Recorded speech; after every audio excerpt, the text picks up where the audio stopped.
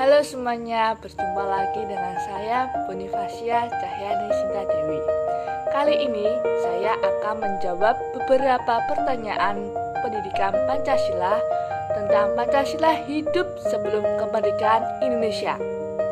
Sebelum saya menjawab pertanyaan tersebut, alangkah baiknya kita berdoa terlebih dahulu. Ambil sikap doa yang baik dan benar. Dalam Bapa dan Putra dan Roh Kudus. Amin. Puji dan syukur kami haturkan kepadamu Tuhan, karena pada hari ini kami masih Engkau beri kesehatan jiwa dan raga. Ya Bapa, pada hari ini saya akan menjawab beberapa pertanyaan yang disampaikan dari Pak Greg dan Modul. Kiranya Engkau membimbing saya agar saya dapat menjelaskan materi hari ini sesuai dengan rencanamu, dan semoga mereka yang mendengarkannya dapat berguna bagi masa depan mereka. Doa yang kurang sempurna ini kami haturkan kepadamu dengan pengantaraan Kristus Tuhan kami. Amin. Santo Fransiskus Asisi, doakanlah kami. Amin. Dalam Bapa dan Putra dan Roh Kudus. Amin. Ada beberapa pertanyaan yang harus saya jawab.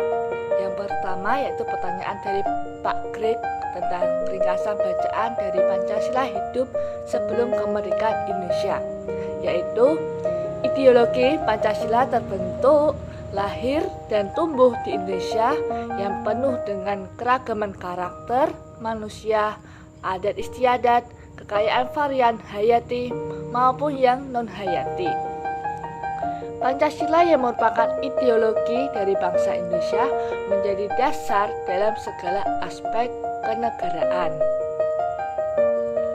Terbentuknya Pancasila sendiri tidak semerta-merta hanya untuk kepentingan politik, tetapi memang merupakan wujud dari hati nurani para pendiri bangsa Indonesia.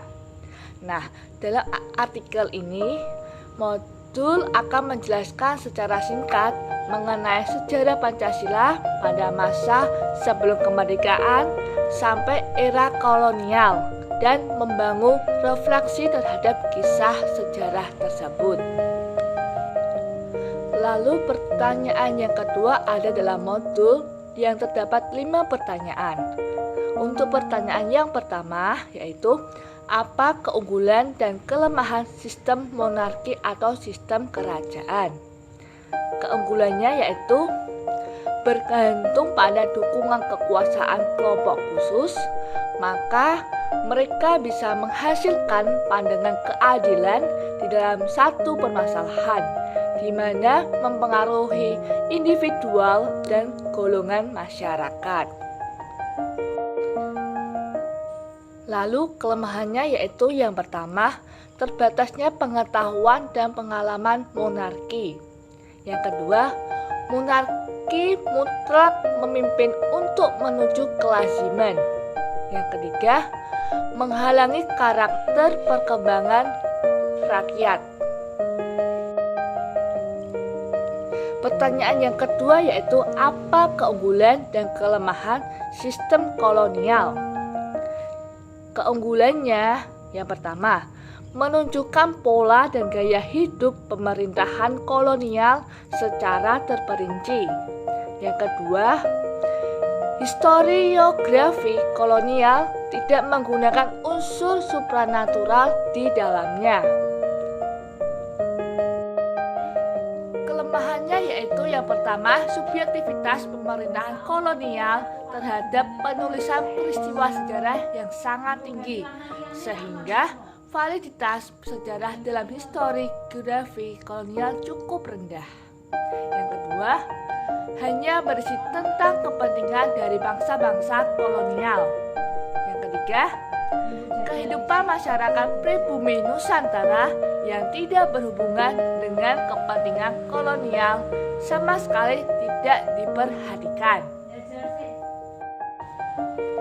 Baik, pertanyaan yang ketiga yaitu mengapa dalam sejarah Nusantara banyak terjadi kekuasaan konflik yang membawa banyak korban rakyat biasa. Karena orang cenderung ingin menguasai, cenderung ingin dihormati, dan ingin dipuja oleh banyak orang. Sekarang pertanyaan yang keempat. Mengapa menurut rumus ideologi Pancasila, nilai-nilai Pancasila pernah menjadi solusi bagi rangkaian konflik di Nusantara? Karena dengan adanya Pancasila membuat negara bersatu. Dengan adanya Pancasila menjadi bertakwa kepada Tuhan. Dengan adanya Pancasila membuat manusia dapat menghargai sesama manusia, mementingkan kepentingan bersama di atas kepentingan pribadi, dan yang terakhir bersikap adil terhadap seluruh bangsa negara Indonesia. Sekarang pertanyaan yang terakhir, pertanyaan yang kelima. Mengapa Pancasila sungguh sesuai dengan kehidupan para rakyat Indonesia? Pancasila menjadi jiwa kepribadian ideologi bangsa dan falsafah bangsa Indonesia.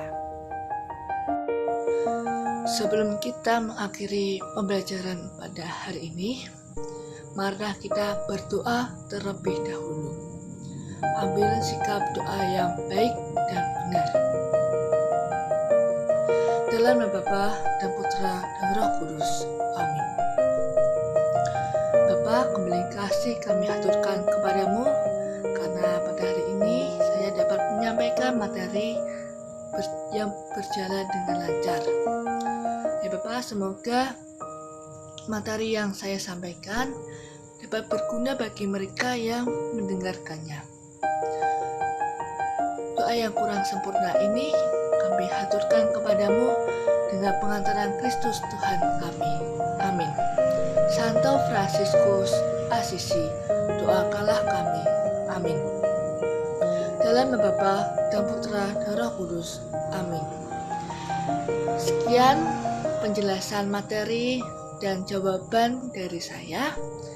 Saya meminta maaf yang sebesar-besarnya apabila saya ada kekurangan maupun kesalahan dalam menjawab materi pada hari ini.